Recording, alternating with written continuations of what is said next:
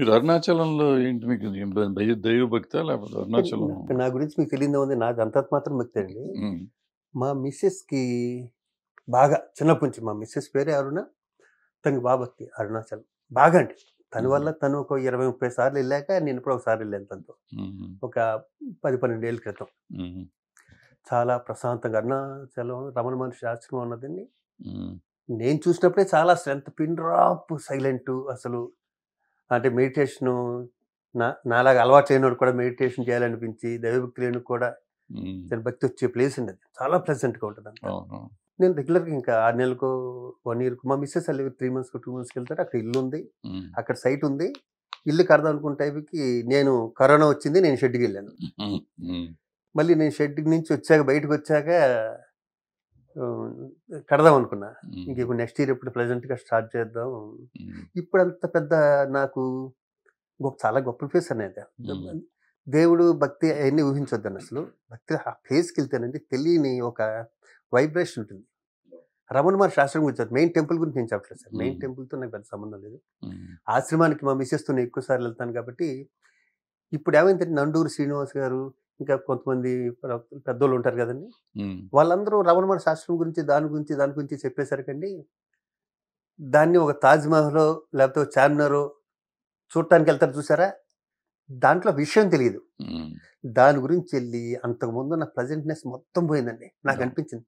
తెలుగోళ్ళు ఎక్కడికన్నా ఈ భక్తి అయ్యప్ప దగ్గరకో, సాయిబాబా దగ్గరకో ఎక్కడికైనా ఎళ్తే డిసిప్లిన్ ఫస్ట్ మెయింటైన్ చేయాలని అందరూ కాదు సార్. ఓ అవును. 20%. అవును. 80% మంచి 20% అంటే హమ్మయ్య! ఆ ప్లేస్‌కెళ్ళొచ్చాం. ఓకే. నెక్స్ట్ ఏంటి అన్న దాంట్లో ఉంటారు చూసారా? నాకక్కడ వెంకటేష్ గారు కనిపిస్తాడు. హ్మ్. ఇళయరాజా గారు లేదు. ఎప్పుడు ఎవరిని డిస్టర్బ్ చేయండి. మాట్లాడండి. ఆళ్ళు తలంచుకెళ్ళిపోతారు. చిన్నదే ఓ 10 ఎకరాల్లో ఉంటుంది. 20 ఎకరాల్లో. హ్మ్. ఎళ్ళిపోతాం. లాస్ట్ 2 టైమ్స్ ఎళ్ళినప్పుడు అప్పుడు ఫోటోలు మొదలుపెట్టారక్కడ. హ్మ్. ఒరేయ్! అప్పర్ అక్కడెందుకురా ఇటు రారా ఈ టైపు ఆ ఫారినర్స్ కూడా అంతవరకు పాపం ఉండేవాళ్ళు. అది కొంచెం ఈ నండూరి శ్రీనివాస్ గారు ఇంకా పెద్దలందరూ చెప్పేటప్పుడు బాబు ఆ స్థల విశేషంతో పాటు రమణ మహర్షి గారితో పాటు అక్కడ సైలెన్స్‌గా ఉండాలమ్మా. అది చాలా పవిత్రమైన ప్లేస్. ఆళ్ళు చెప్పుంటే బాగుండేది. అదన్నా మెయింటైన్ చేసేవాళ్ళు. అవును. అవును. ఎవరు చెప్పినా అంటే ఇప్పుడు గుళ్ళు గూడా అట్లాగే అయిపోయినాయి. ఇక్కడ ఇంతకుముందు నాకు చిన్నప్పుడు నేను దేవుడంటే నాకు పెద్ద నమ్మకం లేకపోయినా గానీ గుడికెళ్ళి కూర్చునేవాడిని. సేమ్ సార్ నేను అంటే కూడా. ప్రశాంతంగా ఉంటుంది. అవును. అక్కడికెళ్తే సైలెంట్‌గా ఉంటుంది. ఎవరైనా వచ్చి పూజ చేసుకుంటారు, ఎళ్ళిపోతా ఉంటారు. ఇప్పుడేంటో టికెట్లు, ప్రసాదాలకి జనము, గోల గోల, కేకలు, సినిమా వాళ్ళొస్తే కేకలు, జనం అసల గోల గోలగా ఉంటుందసలు. డిస్‌ప్లే చాలా తక్కువుంటదండి. చాలా అవును. హారిబుల్‌గా ఉంది. ఆ ప్రశాంతత పోయింది. ఆర్టిఫిషియల్ అయిపోయింది లైఫ్. అయిపోయిందండి. అవునవును. గుడి గుడి అవును. కమర్షియల్ ఆర్టిఫిషియల్ కంటే కూడా కమర్షియల్ అవును. అయిపోయింది. ఏమి దాంతో ఆ రాముడిది కట్టారు. దాన్నన్నా ప్రశాంతంగా ఉంచితే ఆయన ప్రశాంతంగా ఉంటాడు కొన్నాళ్ళు. అప్పుడే 23,00,000 అంటే 10,00,00,000 ఈ 5,00,00,000 వస్తారు ఈ నెలలో ఈ సంవత్సరం లోపలే అంటున్నారు. ఇంకేం ప్రశాంతంగా ఎన్ని ఉంచుతారు. కోట్లన్నా రావచ్చనే. ఒక పవిత్రమైన ప్లేస్‌కి మనం దేవుడిని నమ్మేమో లేదు. అక్కడ సైలెన్స్‌కి ఇప్పుడు మన మధ్యలో ఒకడు ఇప్పుడు అది కూడా ఇప్పుడు ఫర్ ఎగ్జాంపుల్ నేను తిరుపతి చెప్తాను. నేను 3 సార్లు 3 సార్లు 34, 40 సార్లు ఎళ్ళుంటా ఆహా! తిరుపతికి. సో, ఆ మధ్య కాలంలో నాకో డౌటొచ్చింది. ఏంటి వెంకటేశ్వర స్వామి నిలబడి ఉంటాడా? పడుకొని ఉంటాడా అని. ఆ! ఆ! అంటే మన్నీబొట్టలు నడితే నిలబడే ఉంటాడు. మనత అన్నమయ్యలో కూడా చూసాం గదా! అన్నారు. అయినా సరే చూద్దాంలే అని ఒకరోజు ఎళ్ళా. ఆ! మన సునీత కూడా వచ్చింది. సింగర్ మన సునీత. సునీత. న్యూ ఇయర్‌కి మేమిద్దరం గెస్ట్‌లుగా ఎళ్ళాం అక్కడికి. ఆయ్! గెస్ట్‌లంటే వీఐపీలుగా తీసుకెళ్తారు కాబట్టి లోపలికెళ్ళిపోవచ్చు, చూడొచ్చులే అనుకోని ఎళ్ళాం. ఆయ్! ఎళ్తే ఆ బయట దాకా వీఐపీ లాగా తీసుకెళ్ళి తర్వాత లైన్‌లో పడేశారు మమ్మల్ని. అవునండి. ఓ అవును. అరగంట లైన్‌లో అయిపోయినాక లోపలికెళ్తున్నాం. సునీతని అడుగుతానున్నా ఎక్కడొస్తాడు? ఎప్పుడొస్తాడు? ఎప్పుడు బొమ్మ ఎప్పుడొస్తుంది? విగ్రహం ఎప్పుడొస్తుంది? అని అడుగుతానే ఉన్నాను. ఆ! ఈ అడుగుతా కొంచెం ముందుకెళ్ళేసరికి ఒక చోట కదండి, కదండి అని తోసేస్తున్నారు. అవునండి. సో, తోసేసిన దాంట్లో నన్ను తోసేసారు. ఆ! బయటకొచ్చేసాం. బయటకొచ్చినాక సునీతని అడిగా, "ఎక్కడ విగ్రహం?" అన్నా.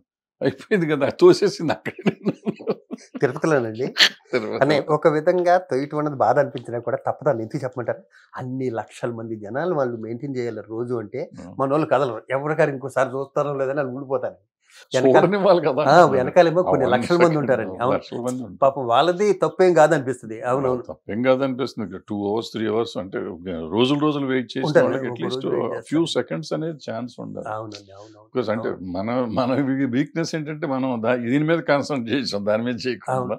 ఆళ్ళు దాని మీదే చేస్తారు కాబట్టి కనపడుతుంటది. నేను ఈ మధ్యన వెళ్ళొచ్చాను. హ్మ్. ఆహ్, మా మోహన్ తీసుకెళ్ళాడు. ముల్పూడి మోహను. హ్మ్. అద్భుతంగా జరిగింది దర్శనం అది. అంటే మీకంటే విఐపి కదా, మేము లేబర్ ఫ్యామిలీ కదా.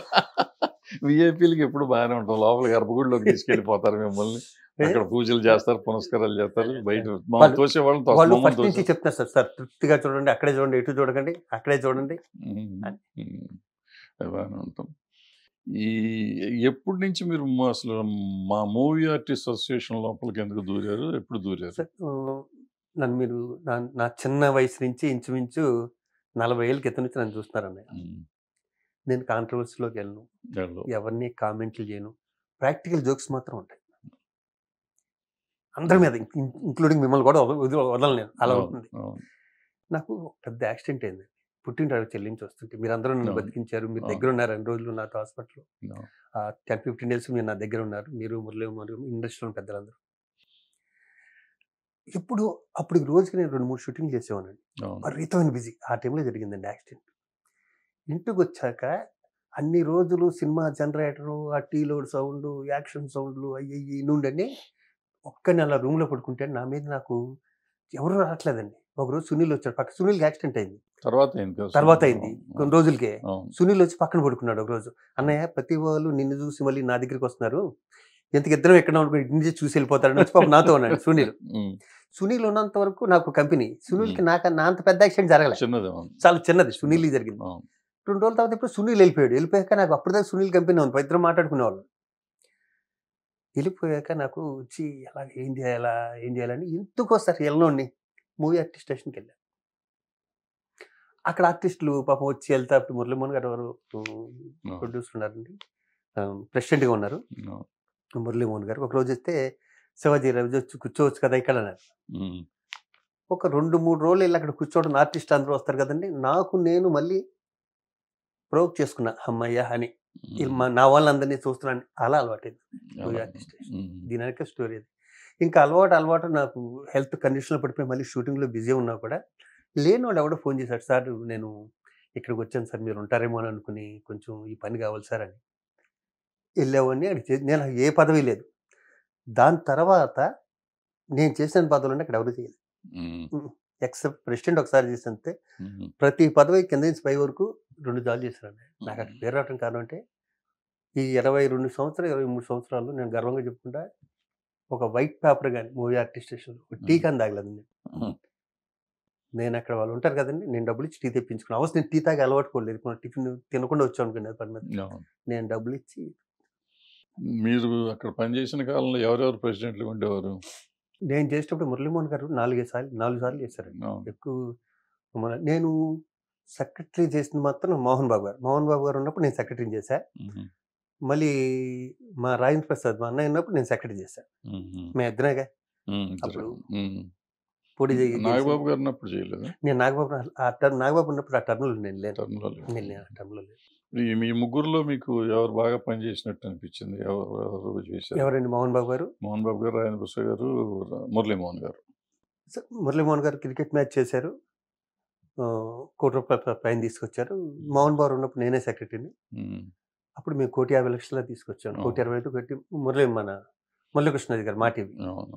రాజేంద్ర ప్రసాద్ నేను ఉన్నప్పుడు నిజం చెప్పాలంటే మేము చాలా కష్టపడ్డాం సార్. ఎందుకంటే ప్రెసిడెంట్ సెక్రటరీ ఇద్దరు ఫ్రెండ్స్ అయితే ఇంకా చాలా కంఫర్ట్గా ఉంటుంది. అంతకుముందు ఇద్దరు నాకన్నా పెద్దోళ్ళు, నాకన్నా సీనియర్స్ అండి. రాజేంద్ర ప్రసాద్ నాకన్నా 2-3 ఏళ్ళు సీనియర్ అయినా కూడా మా ఇద్దరు అన్నదమ్ముల అనుబంధం. మా ఇద్దరు చాలా, ఒకళ్ళంటే ఒకరికి చాలా ఇష్టం. ఎప్పుడు ఒకళ్ళొకళ్ళు అలిగినా కూడా 10 నిమిషాలు ఉంటుంది ఆయనగా. నేను పెద్ద ఫ్యాన్ మా రాజేంద్ర ప్రసాద్కి, నాకు ఇన్స్పిరేషన్ కూడా ఒక విధంగా రాజేంద్ర ప్రసాద్. మేము ఇద్దరు ఉన్నప్పుడు చాలా పనులు చేశామండి.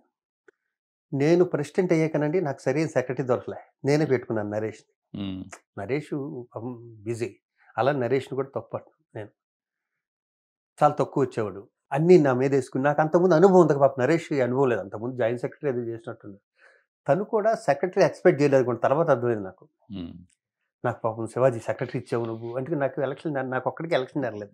అంత పోటాపోటీగా ఉండే మూవీ ఆర్టిస్ట్ స్టేషన్లో దాసనారాయణ లాంటి చిరంజీవి పెద్దలందరూ కలిసి శివాజీ ఎన్ని చేస్తున్నాడు కదా అని వదిలేశారు. యునానిమస్గా చేశారు. యునానిమస్గా చేసి నేను ఎగబడిపోయి నేను చేస్తానని చేయలేదు సార్. ఫస్ట్ ఈసీ మెంబర్ దగ్గర నుంచి అందరినీ, నాకు వీళ్ళందరినీ ఉంటేనే చేస్తాను, దానికి కూడా ఒప్పుకున్నారు.